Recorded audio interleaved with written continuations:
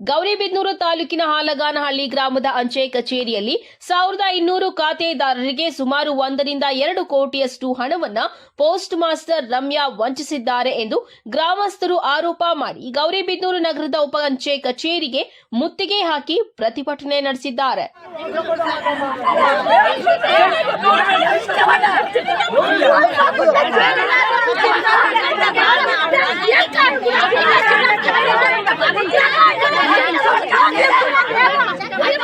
ಅಂಚೆ ಕಚೇರಿ 2013ರಲ್ಲಿ post master ಆಗಿ ಇದೇ ತಾಲೂಕಿನ ಇಡುಗೂರು ಗ್ರಾಮದ ರಮ್ಯಾ ಎಂಬಾಕೆ ಕೆಲಸ ಆರಂಭಿಸಿದ್ದು, ಇತ್ತೀಚಿನ ಕೆಲವು ತಿಂಗಳುಗಳಿಂದ ಗ್ರಾಹಕರ ಠೇವಣಿ, ಮನಿ ಆರ್ಡರ್, ಮಂತ್ಲಿ ಪಿಂಚಣಿ, ಸ್ಥಿರ ಠೇವಣಿಯ ಹಣವನ್ನು ಅಕ್ರಮ ಹಾಗೂ ವಂಚನೆ ಮಾಡಿದ್ದಾರೆ ಎಂದು ಗ್ರಾಮಸ್ಥರು ಮುತ್ತಿಗೆ ಹಾಕಿ ಪ್ರತಿಭಟನೆ ನಡೆಸಿದ್ದಾರೆ.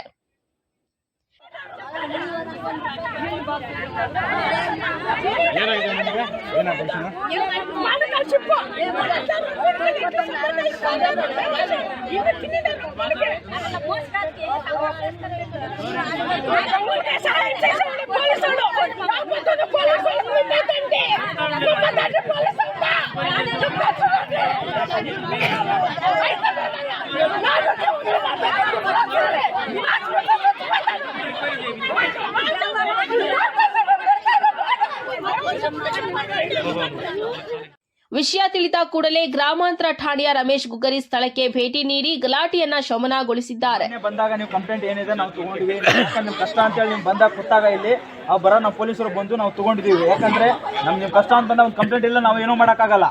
ಅರ್ಥ ಆಯ್ತಾ? ಒಂದು ಕಂಪ್ಲೇಂಟ್ ತಗೊಂಡು ಅದು ಏನು ಇನ್ವೆಸ್ಟಿಗೇಷನ್ ಮಾಡ್ತಾ ಇದೀವಿ, ಮತ್ತೊಂದು ಸ್ಟೇಟ್ಮೆಂಟ್ಗಳೆಲ್ಲ ತಗೋತಾ ಇದೀವಿ. ಪ್ಯಾರಲಲ್ ಆಗಿ ಅವ್ರ ಡಿಪಾರ್ಟ್ಮೆಂಟ್ ಅವರಿಂದನೇ ಎನ್ಕ್ವೈರಿ ಮಾಡ್ತಾ ಇದ್ದಾರೆ. ಅರ್ಥ ಆಯ್ತಾ? ಅದನ್ನ ಬಿಟ್ಟರೆ ಆಯ್ತಾ ನಾವು ಎಲ್ಲ ನಾವು ಕ್ವಶನ್ ಮಾಡ್ತಾ ಇದೀವಿ. ನಿಮ್ಮ ಮುಂದೆ ವಿಡಿಯೋಗ್ರಫಿ ಮಾಡ್ಕೊಂಡು ಸ್ಟೇಟ್ಮೆಂಟ್ಗಳು ಮಾಡ್ತಾ ಇದ್ದೀವಿ. ಎಷ್ಟು ಹೋಗಿದೆ, ಎಷ್ಟು ನಿಮ್ಮ ಮುಂದೆ ಓಪನ್ ಆಗಿ ಇಟ್ಟಿದ್ದೀವಿ. ಮೊನ್ನೆ ಯಾರು ಬಂದು ಅವ್ರಿಗೂ ತಿಳಿಸಿದ್ದೀವಿ. ಅರ್ಥ ಆಯ್ತಾ? ಅದ್ರ ವಿಚಾರವಾಗಿ ಮೊನ್ನೆ ಅವರು ಯಾರು ಪೋಸ್ಟ್ ಆಫೀಸಿಂದ ಕೋಲಾರದಿಂದ ಯಾರು ಬಂದಿದ್ರು ಅವರು ಸ್ಟೇಟ್ಮೆಂಟ್ ಏನು ಕೊಟ್ಟಿದ್ರಲ್ಲ, ಈಗ ಅವ್ರು ಕೋಲಾರದಿಂದ ಬರ್ತಾ ಇದ್ದಾರೆ. ಅರ್ಥ ಆಯ್ತಾ? ಅವ್ರು ಏನು ವಿಚಾರ ಮಾಡಿದ್ರೆ ಎನ್ಕ್ವೈರಿ ಮಾಡಿದ್ರೆ ಅವರು ಹೇಳ್ತಾರೆ. ಶಾಂತಿಯುತವಾಗಿರಿ. ಯಾಕಂದ್ರೆ ಈಗ ನಾವು ಇನ್ವೆಸ್ಟಿಗೇಷನ್ ಮಾಡ್ತೀವಿ ಅಂತಂದ್ಮೇಲೆ ನಮ್ಗೆ ದುಡ್ಡು ನಾವು ಅವ್ರದ್ದು ರಿಕವರಿ ಮಾಡಿಸ್ಕೋಬೋದು, ಎಷ್ಟು ಕೊಟ್ಟಷ್ಟು ಮಾಡಿಸ್ಕೋಬೋದು. ನಾವು ಕಿತ್ಕೊಳ್ಳೋಕ್ಕಾಗಲ್ಲ, ತಲೆಯಲ್ಲಿ ಇಟ್ಕೊಳ್ಳಿ. ಇದನ್ನ ಏನೇ ಕಾನೂನು ಪ್ರಕಾರ ಮಾಡಬೇಕು. ಯಾಕಂದ್ರೆ FIR ಆಗಿದೆ ಅಂತಂದ್ಮೇಲೆ ಕಾನೂನು ಲೀಗಲ್ ಆಗಿ ಅದ್ರ ಚೌಕಟ್ಟಲ್ಲೇ ಹೋಗ್ಬೇಕಾಗತ್ತೆ. ನಾವು ತಲೆಯಲ್ಲಿ ಗೌರಿಬಿದನೂರು ನಗರದ ಉಪ ಅಂಚೆ ಕಚೇರಿಗೆ ಮುತ್ತಿಗೆ ಹಾಕಿ ಪ್ರತಿಭಟನೆ ನಡೆಸಿ ನಂತರ ಮಾತನಾಡಿದ ಹಣ ಕಳೆದುಕೊಂಡ ಮಹಿಳೆ ನಾಗಮಣಿ, ಪೋಸ್ಟ್ ಆಫೀಸ್ನಲ್ಲಿ ನನ್ನ ವೈಯಕ್ತಿಕ ಹಣ 11 ಲಕ್ಷ ರೂಪಾಯಿ ಸ್ಥಿರ ಠೇವಣಿ ಮಾಡಿದ್ದೆ. ಪೋಸ್ಟ್ ಮಾಸ್ಟರ್ ರಮ್ಯಾ ಗುಳುಂ ಮಾಡಿದ್ದಾರೆ. ನಂತರ ಅವರ ಮನೆ ಹತ್ರ ಹೋಗಿ ನನ್ನ ಅಳನನ್ನ ತೋಡಿಕೊಂಡಾಗ ಹೊಲ ಮಾರಿ ಕೊಡುತ್ತೇನೆ ಎಂದು ಸುಳ್ಳು ಹೇಳಿದ್ದಾರೆ. ನನ್ನ ದುಡ್ಡು ನನಗೆ ಬೇಕು, ನನಗೆ ನ್ಯಾಯ ಕೊಡಿಸಿ ಎಂದು ಮಾಧ್ಯಮಗಳ ಮುಂದೆ ನೋವನ್ನ ವ್ಯಕ್ತಪಡಿಸಿದ್ದಾರೆ.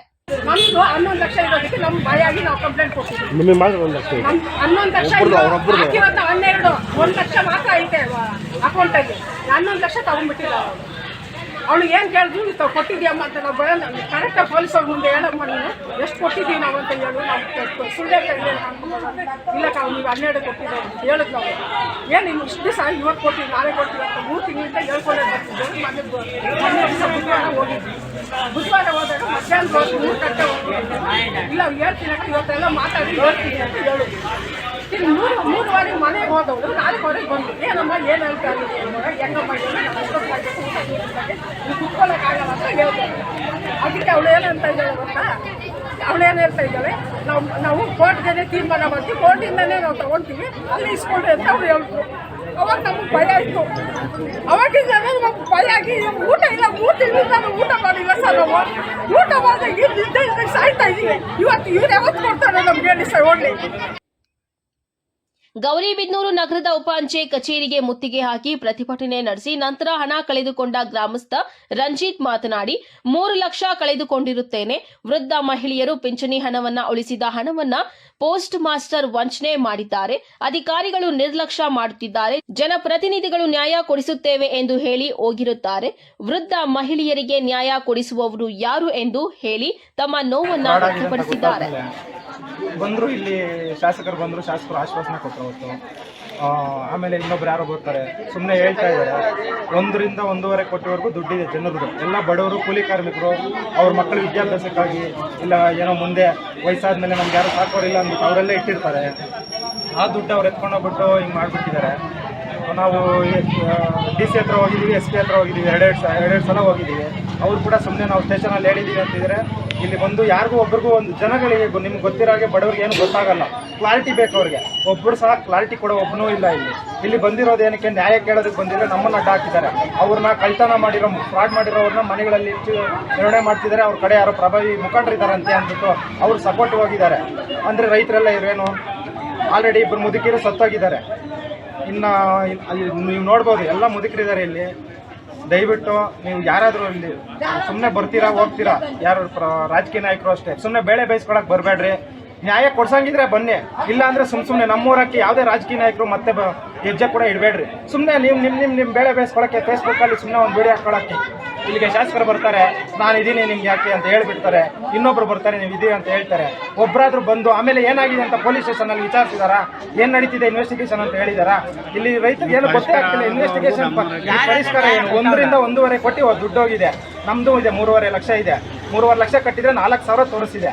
ನಮ್ದೆಲ್ಲ ಕರೆಕ್ಟಾಗಿದ್ರು ಗುಡಿ ಬುಕ್ಕಲ್ಲಿ ಪೋಸ್ಟ್ ಆಫೀಸಿಂದ ದುಡ್ಡು ಕಟ್ಕೊಡ್ಬೇಕಲ್ಲ, ಅವ್ರು ಯಾಕೆ ಕಟ್ಕೊಡ್ತಿಲ್ಲ? ಸೆಂಟ್ರಲ್ ಗೌರ್ಮೆಂಟೇ ಮೋಸ ಮಾಡಿದ್ರೆ ಇನ್ಯಾರು ನಂಬಬೇಕು ಜನ? ಪ್ರತಿಭಟನೆ ಘಟನೆಯಲ್ಲಿ ಹಣ ಕಳೆದುಕೊಂಡ ಮಹಿಳೆಯರು, ವೃದ್ಧರು, ಹಾಲಗಾನಹಳ್ಳಿಯ ಗ್ರಾಮಸ್ಥರು, ಖಾತೆದಾರರು ಇದ್ದರು.